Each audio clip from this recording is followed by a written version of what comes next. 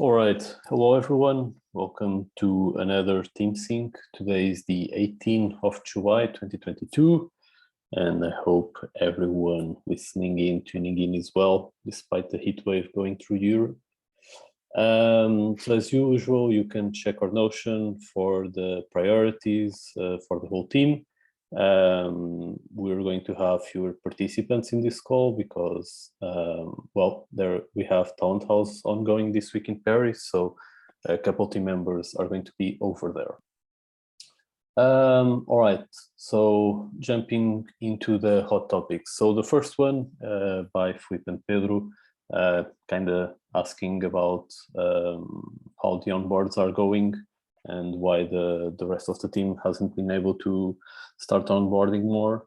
At least since they aren't here, I'm just going to take it from my side and just been focusing on other things, but onboarding is a priority. So we here need to catch up. One thing I'd like to ask, probably from Isabella, and I'll ping her after the call, would be to give a bit more of insight into how the Typeform works, because I think I lost a bit track of how the Typeform works. How can we go and essentially book calls?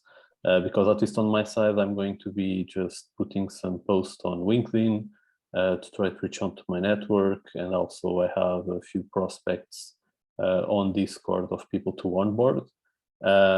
So that's essentially what I'm at least going to try to do until we figure out how exactly the Typeform is meant to work. Not sure if anyone else wants to comment on this. Nope. Cool. Next, Sara. Okay, so one of the things I would just for it to be record is that we are almost ending our first fortnight in the SparkWave campaign, and so it's about rewarding those who engage with us the most on Twitter, and so people are really responding to this, but we are also getting a lot of followers who are just, randomly engaging, but it's in a massive way. I'm not saying this to be like, it's not like they liked 2 tweets. It's like they go back to like tweets in May and they just comment and share and like. And of course, this is great, and we have a lot of engagement, but this is almost like with the referral rates. Is this engagement that we want? Is this like is it really meeting our expectations? And so I wanted to share that as a hot topic. I'm having mixed feelings about this, as I always do when I feel like there's the bot situation or the Yes. I can definitely relate, because been getting notification from random people just liking and retweeting and leaving comments on posts that aren't tagged. It's been like a random user just following, engaging with like 50 tweets in a row, or hundreds, and that's okay if they want, and it sounds like they're engaged and they want to win, so that's okay. It's also valid actually, but I'm not sure if like it's that like where we want to put our efforts at, and if this makes sense in the stage that we are when we're trying to like bring the right users and reaching out to the right people and getting the right engagement. So I think this is giving us the opposite results. I just wanted to share that. One thing that I just mentioned around this is that at least I view Twitter as being a bit more, I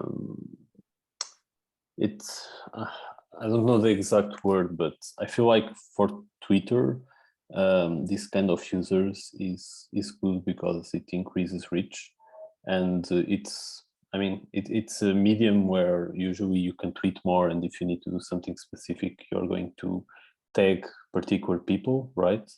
So I feel that it might be good. Do you have any kind of metric in terms of followers that we want or need to hit? Why essentially did we start it? No, I don't think, I think it was more of an experiment, and I think that our idea with Sparkway was more, let's try it out. I mean, it couldn't hurt that we are rewarding our most engaged users. But on the other hand is the fact that, for instance, we noticed there was a lot of engaged users back before the Sparkway campaign that now don't even appear on the leaderboards because they are not like massively engaging. But on the other hand, they were really engaged and they were really following and sharing and commenting. So now the leaderboards, and I can probably doesn't make sense, but for me, like, I don't even recognize the people who are in the leaderboard, and I manage the Twitter account, you know, so it's kind of like, this is just the rewards, you know, motivated people. Yeah. So reward oriented, let's put it this way. So, but I don't think, on the other hand, I agree with you, is that probably it's okay. It's okay that we are getting shares and likes and just reaching out to other audiences, even if it's through a reward-oriented strategy. Yeah, probably that's okay as well. I'm just saying that I have mixed feelings. Yeah, I disagree with Leo. So I think these kind of campaigns that we are buying users, people to tweet, right? We are paying for that. Yeah, in a way. I think any of us can buy 50,000 followers on Twitter if you want. But then the people that are now following you will be less engaged. So I think you should be very careful about that, because from one day to the other, you can have like a massive amount of followers, but the good ones are not interested anymore. But I'm not a Twitter expert. It's just my feeling is like when I see an account that I follow and then they start to grow a lot and having a lot of campaigns, usually I go away, okay? And the same with the races, they are good and we need to grow, but then we have a lot of users that are not going to contribute for the project, and it will be a lot harder to increase the engagement. So I think from now on, we should be very careful about this. But again, I'm not an expert. It's just my feeling about when I see something like this. Fred? Yeah, I was going to say more or less the same thing that Gustavo did. And also add that because I'm tagged in some of the Town Protocols tweets, I also receive the random comments of people and random retweets and stuff like that. So it seems really, really fake and just like to farm you can all imagine, engagement. You can all imagine how many notifications Pedro Oliveira received for 2 weeks because he's tagged so many. So I can only imagine. Yeah, I believe, yeah. Yeah, I think it's probably this makes more sense when we are, for instance, in the eve of launching the token, for instance, and we just want buzz, and like all the buzz is good. For now, I just feel like it's something that requires a bit of effort, not a lot, but something that probably is not bringing us what we wanted. Yeah, but I think it's cool that we made the experiment now, so that we also know, like, if we need it, when we need it, right? That there's exactly something out there that works. Yeah, and on the other hand, and just to wrap this up, is that one of the rewards is having a user NFT, I think, or so it's probably like we are granting these people or these users a badge that's saying that they belong to the community when they are just like not adding much to it. So I don't think it's aligned with what we want to do. Yeah, makes sense. All right, so moving up to the follow-ups, there's just one that's unchecked from last week, but as a midway through this, we'll be implementing a reject button. I added it on the quick fixes list for this week, so that it's easier to manage essentially users that are waiting for approval and haven't been approved yet, or that need some to make some changes to the profile. So we're making this process a bit easier for right now. And there's already a task for the decentralization part, which I'll link here in the Notion afterwards. All right, so we're moving to the public part now. So just going to do the intro again for the community. All right, so hello everyone. Welcome to another TeamSync. Today is the 18th of July 2022. You can take a look at our Notion, at our priorities, the hot topics that we had this week, some follow-ups, and now we're moving into the last week. There are fewer people in this call than usual. That's because some of the team is at the town halls in Paris, and so there's a lot of activities, a lot of things going on, and so they'll do the TeamSync with us asynchronously, but they already filled in a lot of things. So just going through the last week. In terms of requests, research sprint. So I believe that it's next week on Wednesday that we're going to have our first research sprint. What that means is that the whole team is meant to have a cleared schedule, and that we'll be focusing on, I guess, unorthodox tasks or tasks that we normally wouldn't be doing, just to focus on research and trying to see, look at cooler things. There's already a bunch of ideas here on the backlog. Feel free to add more if you have a few, but the idea is for us to start organizing ourselves. So there won't be any sort of requirements in terms of having 1 people from each team. I think that for the first one, it's cool that we kind of leave it free flow and see how it goes. But ideally, no one would be working alone. But so just take a look, see if there's something interesting for you, and just pick one so that you can work on it next week, and we can also prepare for it. What's next? An announcement. This was also something that we already talked a bit in the past, which was that we always want to make sure that our finances and financial processes are as easy as possible for the team to manage. And so we already did a partnership in the past to create essentially a better workflow, and we're still moving ahead with that and making more changes.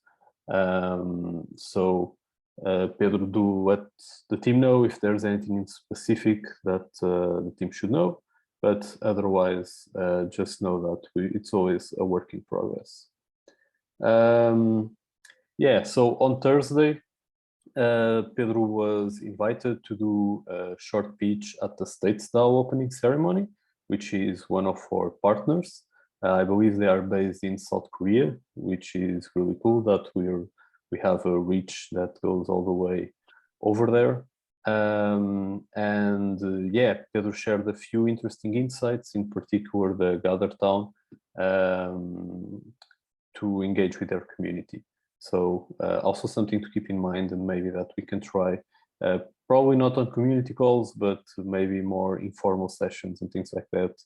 It could be cool to also export to the product bonfire, for example, in the future, which might no longer be product bonfire, might be town bonfire. Stay tuned to know more about that. Pedro also mentioned this to me, but last week he had to do an onboarding with a user that was in Nigeria, and so in Africa it's a lot more common for people to be using their phones for a lot of things rather than desktops. And so this was something that we already knew, and that's why one of our KPIs for most of the product and tech team is to make sure that we go towards a mobile first experience, to make sure that we can indeed reach everywhere we want. And so yeah, we just need as a team to continue to focus on it and deliver on it. Last week we also had the second session of Level Up, which was pretty cool. If you didn't take a look, make sure to go to our Discord. There is a Level Up channel available for members. We should just share the recording there. I'm using a pretty cool shirt, so go there and take a look at it. Because at least it got a lot of compliments. Yeah, I mean, cool. I'll be using it a lot more now, I guess. But yeah, it was really cool to see essentially the mentorship relations that so most of the people that were invited are mentors, but there was also someone that is considered to be a mentee in the call, and they shared a bit of their stories and how those relationships started and evolved, and the value that mentorship brought to them. And so we already knew this existed, so that's why we created Level Up. And so it's really cool to see it, see people talking about it, how it benefited them. So do take a look at it. From me, just a reminder, I guess it also matches with one of the other topics, which is a reminder to follow up on our KPIs. So for instance, me and Sarah, we met last week, I believe, in order to draft summer activation campaigns, since user activation is one of our shared KPIs, to make sure that we have a plan to tackle it.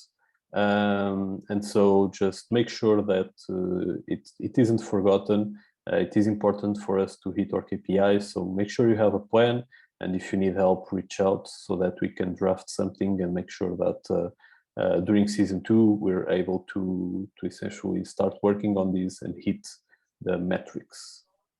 Now, Pedro. Thank you, Francisco. We are working on our rebranding and also on the revamp of the website. And for the season 3, we are working also on a new talent profile. And I will need to be 100% focused on product on the next 2 months at least. So this is kind of a request to the marketing team to be aware that everything marketing related will be dependent on Adriana's work, which is 10 hours per week. So yeah, we will need to be a bit more organized on that. Maybe on your side, Sarah, and Philip and Isabel. No, not more organized, but be aware that all the tasks that we have so far, at least on this week, we will not be able to do it. But yeah, do you want to talk a bit about this, Sarah? Okay, I'm gonna take a deep breath. No, just kidding. Okay, thank you for letting us know what I think, and this is my suggestion, Pedro. It may not make sense, but it would be great that we are clear that we can do some self-service stuff. What I mean is that we have the Figma files and the marketing materials that we can use. There are still 1 or 2 materials that we might need your help, but I would ask you and Adriana just to make sure that we have all the self-service stuff ready so that we can leave you alone, guys, and you can do your product work. We'll be definitely more focused and try to plan things ahead. It's kind of, you know, how hard it is, but we'll try. And thank you for letting us know. But it would be great also to know, for instance, what kind of materials we usually need, and if we have like all the variations ready, all the self-service stuff that we can do by ourselves without asking for yeah. Just make sure, I would say that just make sure that we have that ready. Yeah, also that makes sense. And I was thinking of on the get together, try to book like 1 hour to give you all a Figma lesson. Maybe you and also Fred and Ruben. Just a quick run through on how Figma work, so everyone can edit the templates and make quick tweaks on the templates. So basic things like edit the text, how to export files, and all that jazz. So yeah, I think it will be. I think it would be great so that you can say like every time we send you a message on Discord, you say we've been over this. Go do your own research. Go do your own. Leave me alone. So it's just prepared Yeah. the field. Mhm. Thank you. Yeah, Yeah, yeah, exactly. I thank you. think it's important to make sure that the marketing team can be autonomous in this. Like we've already made a bunch of blog posts, a bunch of, a lot of material. So I'm sure that with a bit of work, maybe we can reuse those and just, with a bit of teaching and learning, we can make sure that we still produce all the materials that we need. Yeah. And Sarah. So yeah, this is a request for the team, is that one of my KPIs for until the end of the summer is that we have to have 100 or more great profiles with great content, complete profiles with perks and goals and such. And for me, it doesn't make sense that I decide by myself what's a great profile. Okay, so I would love to know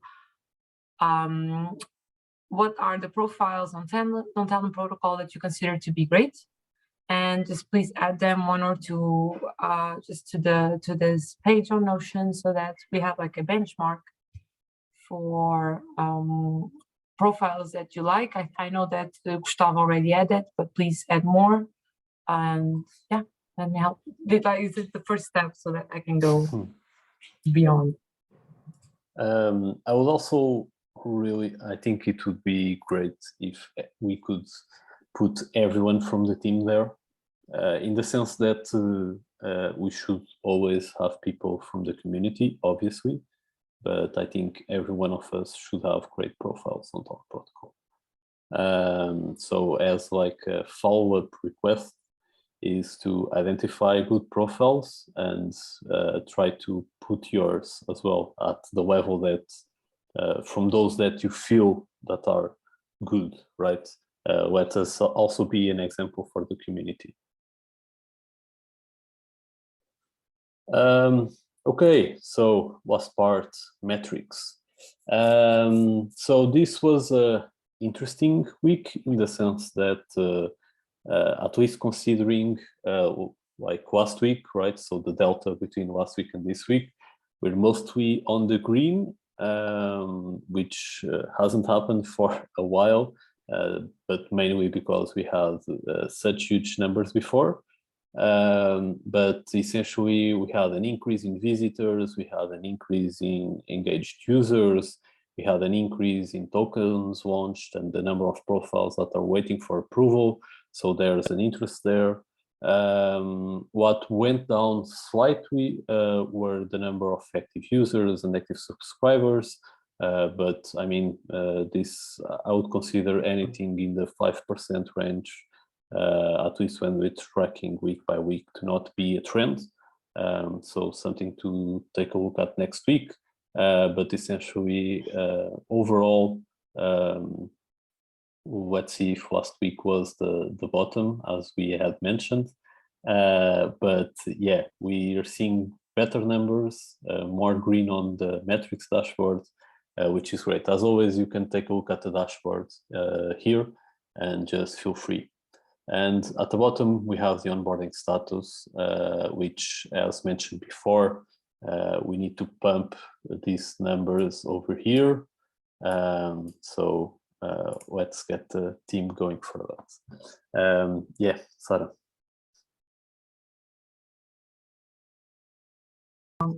Yeah, we can tell that I'm the only girl in this room, right? It's just annoying you guys. Um, No, please, um, I need someone that talks to me. so, what about, can we understand why we got so many visitors last week? Do you know where they come from? No, we don't have that much information, but my suspect is that given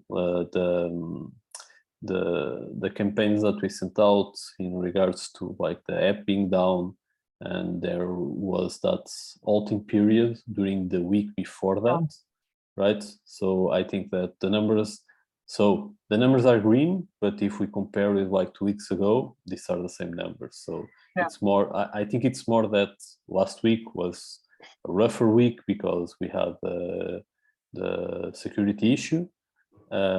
So naturally, if people can't use the platform as much, the numbers would go down. And now they are back to kind of what would be normal, right? So that's my interpretation. Okay, thanks. Makes sense. So we'll shut up now. All right. So I think that's it for this one. I hope everyone has a nice week and talk to you soon.